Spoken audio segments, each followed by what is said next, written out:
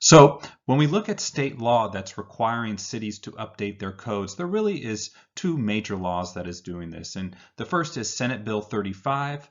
It's a relatively new law. It's been around since about 3-4 years. And then there's a Housing Accountability Act. Now this law has been in effect a lot longer, but it's been really strengthened over the last few years.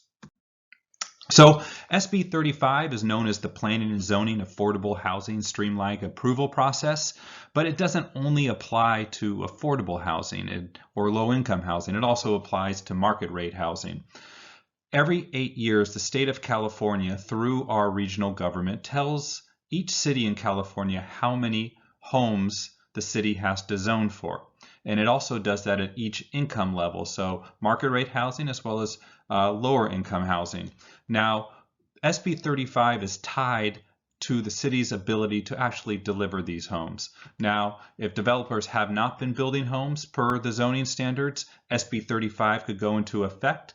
What essentially happens is the city no longer holds on to its discretionary approval process.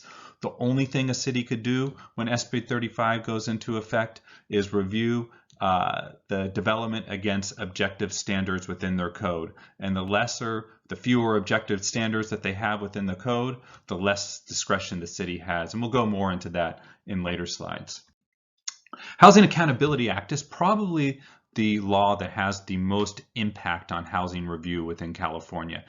This was, as I mentioned, adopted nearly 4 decades ago, but it's really been strengthened over the last few years. And the legislative intent, even back in 1982, was to limit the city's ability to downsize developments or deny developments that were consistent with the city's general plan and or zoning code.